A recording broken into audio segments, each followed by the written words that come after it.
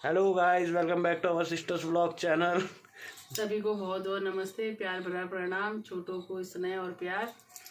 आज सीमा दी व्लॉग नहीं बना पा रही, इसलिए आज हम लोग उसका व्लॉग कंटिन्यू कर रहे हैं। हम लोग जा रहे हैं हॉस्पिटल। आज मेरे टांके कटाने। आज चलिए, आज हम आपको दिखाते हैं कि हमारे क्या क्या होता है। बनिए रहिए हमारे साथ चैनल में। तो जैसे ही हम यहाँ पे हॉस्पिटल पे हम दोनों भाई बहन पहुँच चुके थे, जैसे ही हम यहाँ पे गए तो हमें जाते ही पता चला कि वो पर्चा तो सीमू ने गुम कर दिया था, जिसके कारण से मुझे सीमू के ऊपर काफ़ी गुस्सा आया। फिर नीरज दोबारा पर्चा बना के लेके आया। तब तक मैं यहाँ पे देखिए लाइन पे खड़ी हो चुकी हूँ, मैं उधर पे खड़ी हूँ। लेकिन अभी सीमू नहीं थी, तो इस खौफ से हमने भी दोनों ने मास्क नहीं लगाया था, किसी ने भी नहीं लगाया था, हम दोनों ने भी नहीं लगा। सीमू होती तो हमें बोलते रहती थी कि मास्क लगाओ, और इतनी भीड़ थी यहाँ पे। फिर हम दोनों यहाँ पे भाई बहन यहाँ पे बैठ चुके थे, तो एक प्यारा सा बच्चा यहाँ पे खेलने लग गया था। इसके साथ थोड़ी देर हमने टाइम स्पेंड किया। टाइम स्पेंड करने के बाद फिर ये नीरज के टाँके कट चुके हैं। अब टाँके कटने के बाद इसमें ड्रेसिंग करी जा रही है। ड्रेसिंग अब ये इसको पूरा ढक देंगे, इसको पूरा कवर करके। इसे टाँके काटने में काफ़ी पेन भी हुआ था नीरज को, थोड़ा दर्द तो महसूस हो ही रह रहा है, अंदर से भी उसको काफ़ी परेशानियां हो रही है। लेकिन उसके बाद हम दोनों भाई बहन नीचे की ओर आ गए हैं। अब नीचे की ओर आने के बाद अब हमने लेनी है दवाइयाँ जो डॉक्टर ने लिख दी हैं। कुछ बाहर से हैं और कुछ अंदर से हमको मिलनी है, जो फ्री की है। लेकिन ये यहाँ पे हम आते ही ज़रा देखते हैं तो यहाँ पे बहुत ज़्यादा भीड़ थी। हमने ये पकड़ी सारी दवाइयाँ, इनको लेके हम दोनों भाई बहन निकल गए। यहाँ पे आते ही जैसे हम स्कूटी के पास पहुँचे तो इतनी गर्मी हो रही थी कि हम दोनों का गला बिल्कुल सूख के।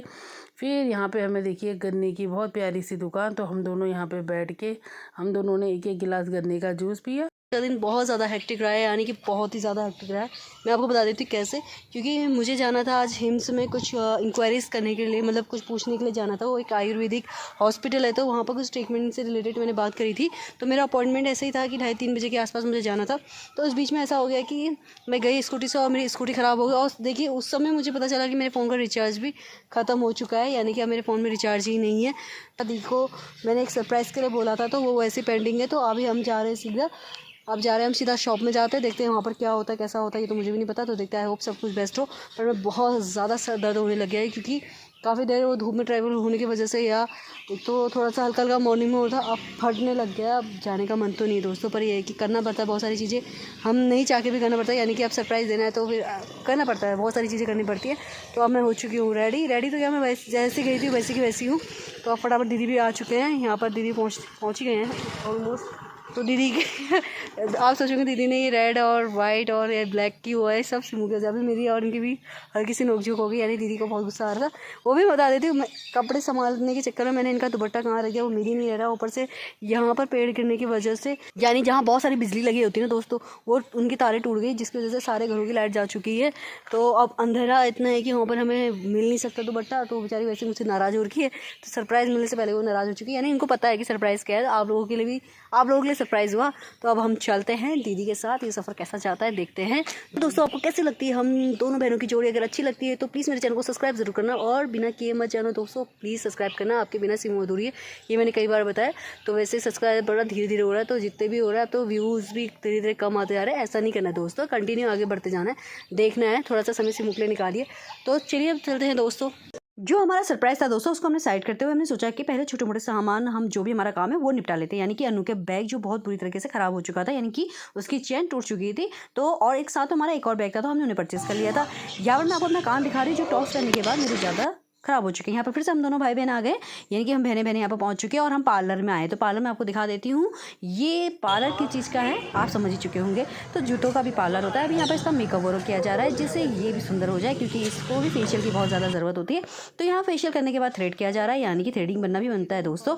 तो मैं यही सोच रही थी, जब वो सील रहे थे मेरे दिमाग में यही चल रहा था कि जूतों का भी पार्लर होता है। कि हमारे स्कूल टाइम में तो हमने तो बहुत सारे पार्लर, यानी कि इस तरीके से हमने काफ़ी सारे शूज़ सिलाए। यहाँ पर उसका लास्ट मरम्मत किया जा रहा है दोस्तों। बस ये सारी चीज़ होने के बाद हम पहुँच चुके हैं सीधा दीदी के लिए गिफ्ट लेने के लिए, यानी कि वही गिफ्ट जिसके बारे में आप सोच रहे थे। तो हाँ जी, हम यहाँ पहुँच चुके हैं दोस्तों। तो अभी तो हम यहाँ पर पहले रेट वगैरह पता कर रहे हैं। अभी आपको भी पता नहीं चला होगा कि हाँ कि हम यहाँ पर क्यों पहुँचे, क्या पहुँचे। तो यहाँ पर हम ले रहे हैं दीदी के लिए एक प्यारी सी वॉशिंग मशीन। हाँ जी, मशीन मशीन मशीन। एक लुक में ज़रा दिखा देती हूँ आपको।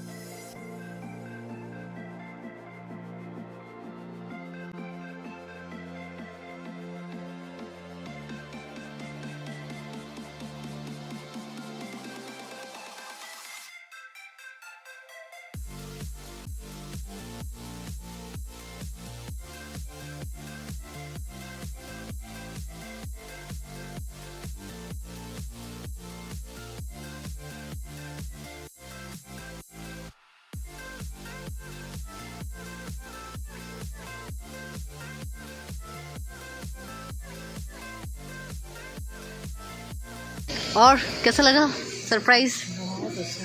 तो फिलहाल दोस्तों आप लोगों को भी कैसा लगा सरप्राइज़? तो ये हो गया, हमारा पूरा डील हो चुका है और उन्होंने दे दिया, ये कार्ड है इसी पे, मतलब ये वारंटी पीरियड पे है ना, तो ये वारंटी पीरियड पे मिल चुका है।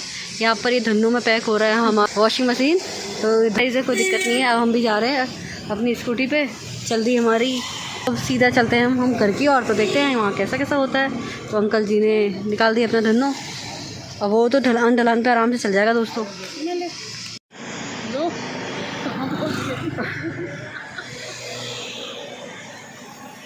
यानी कि हमारी गाड़ी स्टार्ट करने से पहले हमारी धुन्नो बहुत आगे पहुंच चुकी थी, जिसके कारण हमें थोड़ा सा लेट हो गया था। उसके बाद हमने अपनी स्कूटी बिना स्टार्ट किए हुए ही हम नीचे को लेके आ रहे हैं, क्योंकि नीचे है ढलान, तो ढलान में आराम से गाड़ी चल रही है अपनी स्पीड में। तो यहाँ पर दीदी यही मुझसे कह रही थी कि उनको बहुत अच्छा मार्जिन पड़ गया, क्योंकि हमारे तो बस पास ही है, यानी कि ज़्यादा से ज़्यादा 200 मीटर के अंदर में ही, 200 या 300 मीटर के अंदर में ही शायद हमारा डेस्टिनेशन है। तो उनको जहाँ जाना था, यानी कि वो हमसे बहुत आगे हैं।